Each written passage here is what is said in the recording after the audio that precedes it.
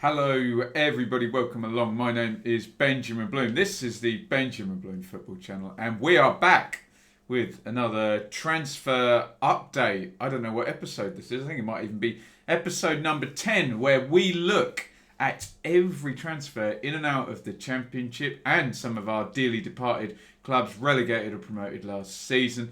And we'll have a little think. How does the player fit? Is it a good deal for the buying club, a good deal for the selling club? And then you can get your comments in on all of these deals. And when I say deals, we are not talking rumours. We are talking deals that have gone through. Before we start, I get all of the transfer figures from Transfermarkt. So whether they're right or wrong, at least we get them from one source. And if you believe the fee to be different, please reply in the comments with your source. And as I always say, if it's your mate whose sisters, brothers, dogs, uncle once spoke to the kit man 3 years ago, then we'll probably just go with Transfermarkt, let's just say.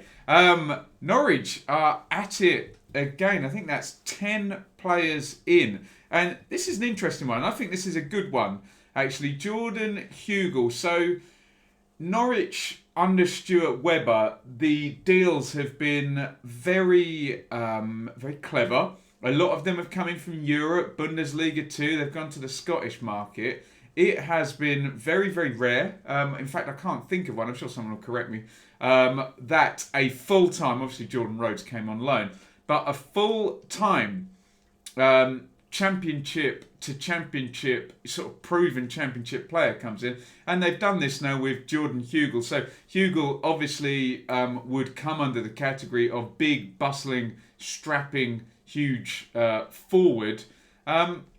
I like this. I think this is exactly what Norwich lack in their squad in terms of physicality. The team that went up in 2018-19, well, they were superb, but the physicality, they had to put Stiepermann, who was a sort of de facto left back when I first saw him play. He had to go into the number 10 position, so they had at least some physicality with players like Pukki and Buendia and Onel Hernandez in the rest of the front of the team. But Hugill's been around in the Championship for a while, obviously came through Preston, and then there was that sense that Preston managed to cash in on West Ham being a little bit desperate at the end of a Championship window.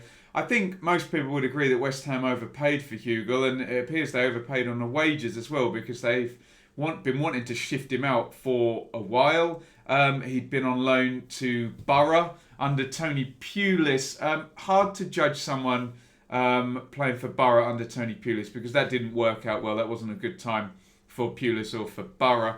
But much better at QPR, and particularly last season, particularly twice in the last 15 seconds, after Nahki Wells went back to Burnley and then off to Bristol City full time. Hugill was the main guy, and his goal scoring record is good. I maintain that if someone like Hugill plays 20 to 30, 35 games in the Championship, you're going to get 15 goals. And last season's numbers would bear that out.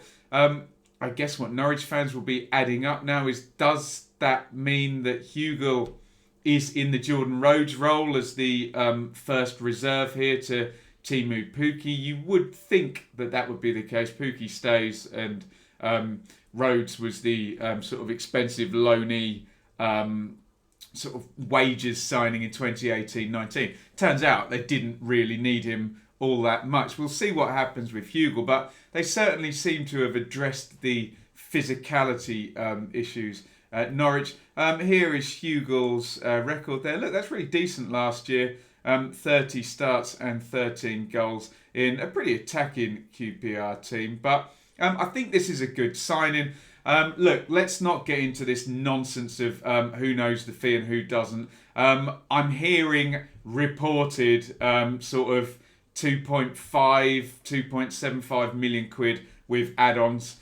Look, let's just say, unless you can present me with the deal memorandum that will just say it's undisclosed, and we'll find out in due course what it is, because I can't be bothered with this I'm in the know, you're not in the know, I know more than you type thing. It's undisclosed. We don't know the fee. So unless someone can show me the the deal memorandum.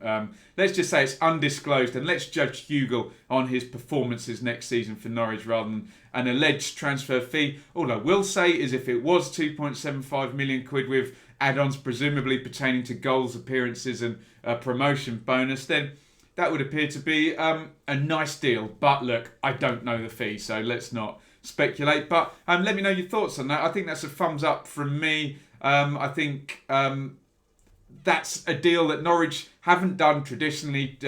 Proven championship player, a bit of extra physicality, and assuming that Pookie is staying, a good addition alongside the Finn.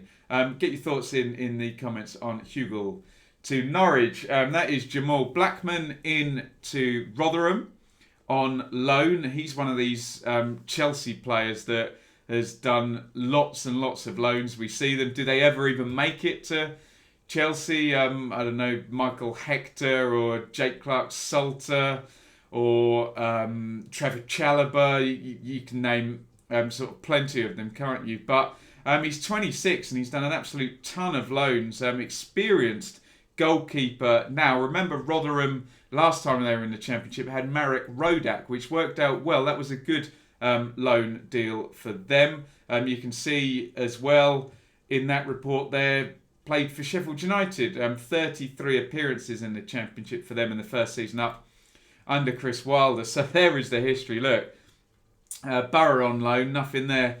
Östersund, that must be under Graham Potter, I would have thought. Someone fact check me on that. Wickham, look at that, 42 league appearances in League Two, then 31 for Sheffield United.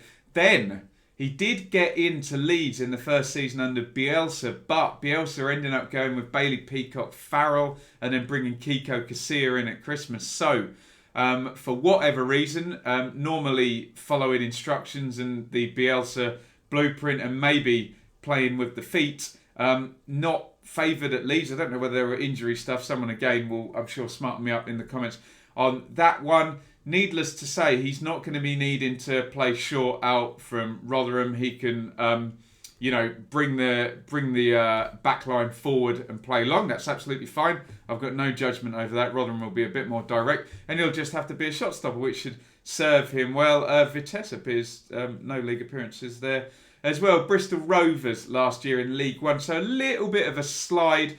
So a good move, I think, for Blackman, a good move for Chelsea, and a good move for Rotherham. And I think you would expect him to go in as a first choice, but we will see going forward. I think that's a thumbs up all round. By the way, going back to the Hugill deal, I think that would be a thumbs up all round for buying club, selling club, and player as well. So we'll see how Blackman goes there. Another one, we're into the outs now. Luka Rapcic is going out on loan to Northampton. Obviously, Northampton just sold Charlie Good to Brentford, so Brentford are giving them a centre-back in replacement. I don't know if that was part of the actual deal or just a sweetener that's been done afterwards or not linked at all, but it would appear to be linked if a centre-half goes from one club to the other and then back. What is he, 21? Yeah, 21 years old, looking at his age there. 9 appearances there. A Danish under-21, as you know. The Danish link up at Brentford. So that would be one that Brentford aren't looking to use now, especially with Charlie Good in, Pontus Jansson, Ethan Pinnock is there, Julien Janvier. They've got 4 centre-halves, so Rapcic can go out to Northampton. On loan, Marley Watkins has gone out. He's a Welsh internationalist, according to the Aberdeen website there. He's gone to Aberdeen. Interesting one, Watkins. Remember, he got that move out from Barnsley to Norwich City. Never managed to get in under Daniel Farker. Didn't work at Bristol City either. So he's out of the Championship and off up to Scotland. I wonder whether we'll see him back. He did randomly. I went to a game between Barnsley and Bristol City last year. Randomly played in that one, but not really been up to Championship level for the past 2 or 3 seasons, despite being fairly highly rated when he left Barnsley. A couple more outs here. That is Matt Butcher out of Bournemouth to Accrington. Been there since he was 13 and loaned out to Yeovil. You can see there. you're going to see Bournemouth and the relegated clubs all clearing out there. So good luck to Butcher at Accrington. And Wycombe have let Jamie Maskell go out permanently to Bolton, who've signed 15 players, by God. Left fullback there, Maskell going out. So a bit of clearing from Wycombe there and from Bournemouth.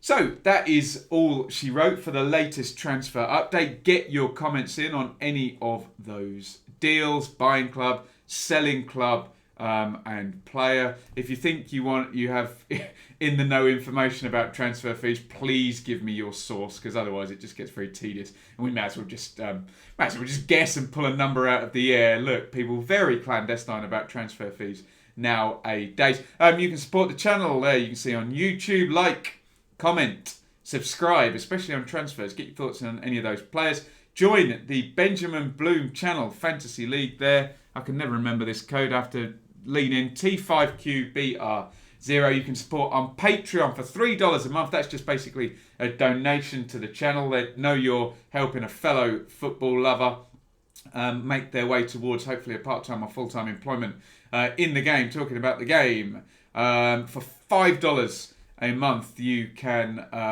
go to the next tier on Patreon, where you get my Patreon-only vlogs and Q&As. Hopefully, over time, we will be able to add more content in there. All of these episodes will be available as podcasts, so iTunes, Acast, wherever you get your podcasts. If you want to just listen to me, if you don't want to look at me, it's fine. It's up to you. If you're on the go, driving, in the gym or whatever, and you just want to listen, then download the podcast. And we're opening up for the new season to sponsorships. So if you run a small business or a big business, you might watch Benjamin Bloom Music, 2Ms, at gmail.com to support the channel. Moreover, get your thoughts in on all of those transfers. I think that was episode number 10. Transfer updates will go right the way through to the transfer window closing. Been a very popular series, so get your thoughts in. There'll probably be another one of these in a couple of days. Thanks for watching. See you on the next video. Over and out.